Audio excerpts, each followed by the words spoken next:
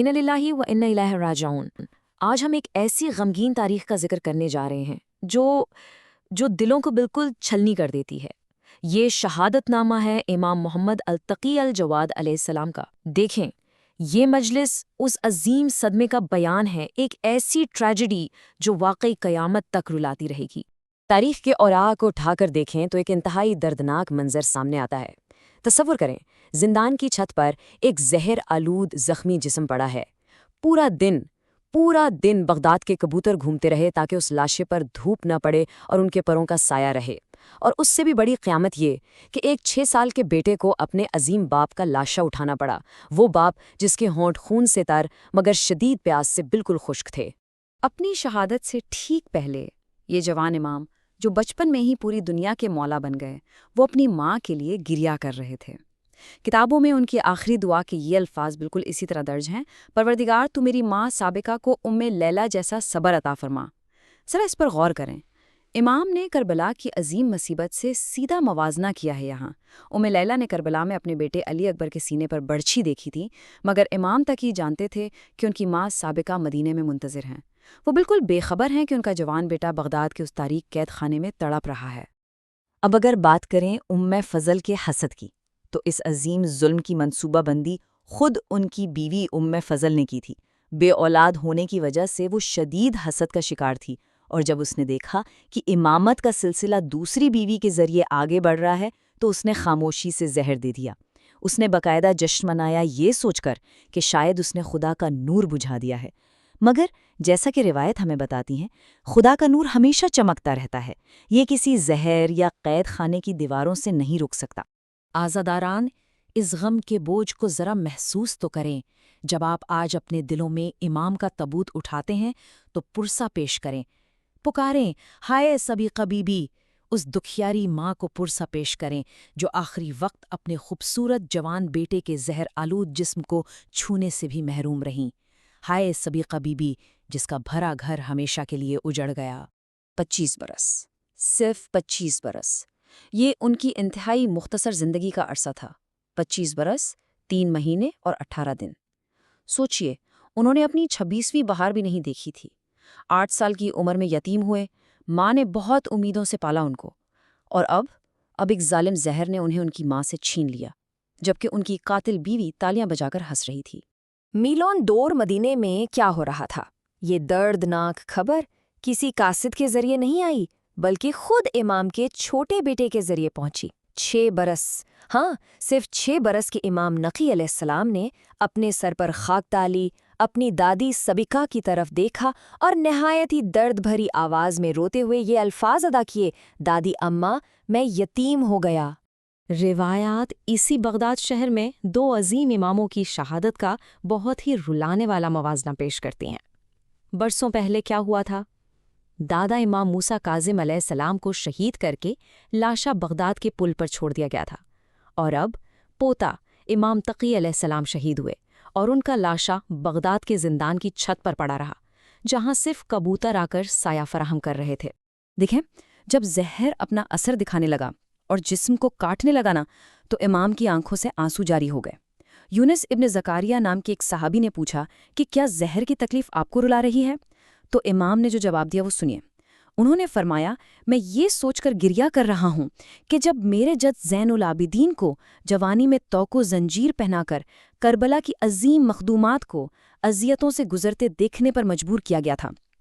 ان آنسوؤں کا اصل سبب وہ زہر نہیں تھا، بلکہ کربلا اور شام کا غم تھا۔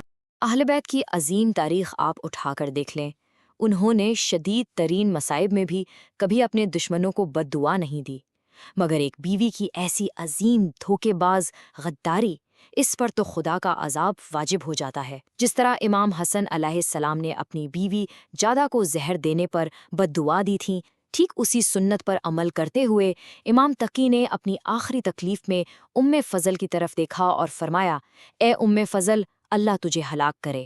یہ غم اصل میں کربلا کی تاریخ ترین سات کا ہی ایک آئینہ ہے، مگر بالکل الٹ قدر کے ساتھ۔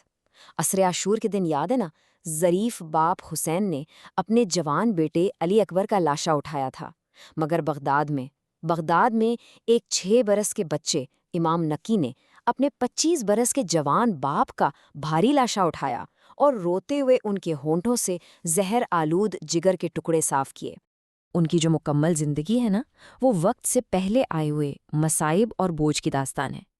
صرف 8 سال کی عمر میں انہوں نے معجزانہ طور پر طوس جا کر اپنے شہید بابا امام رضا علیہ السلام کو غسل دیا، اور پھر اسی کم سنی میں انہیں مامون کے حکم پر مدینے سے بغداد کا سفر بھی کرنا پڑا، اور آخر میں کیا ہوا؟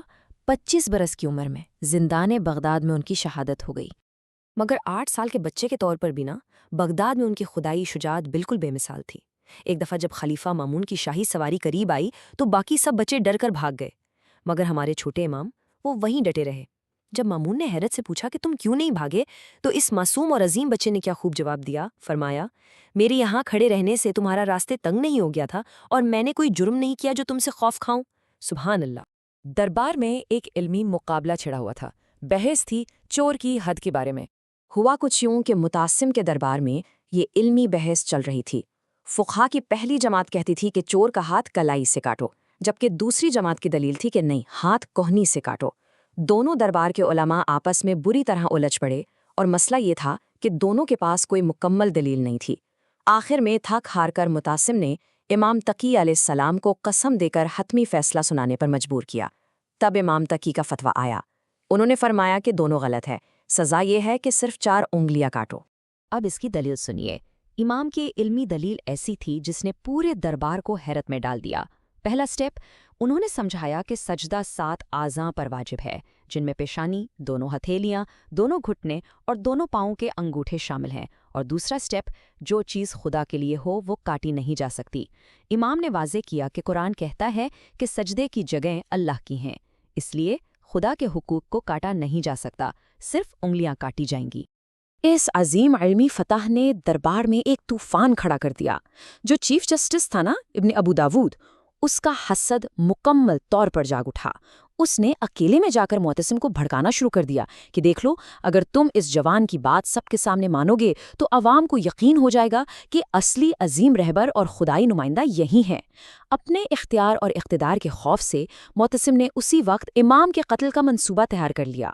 اور اس کے بعد ان ظالموں کی انتہا دیکھیں، سپاہیوں کو مدینہ میں بھیجا گیا۔ انہوں نے امام کو کہاں پایا؟ عبادت میں، خدا کے سامنے مصروف پایا۔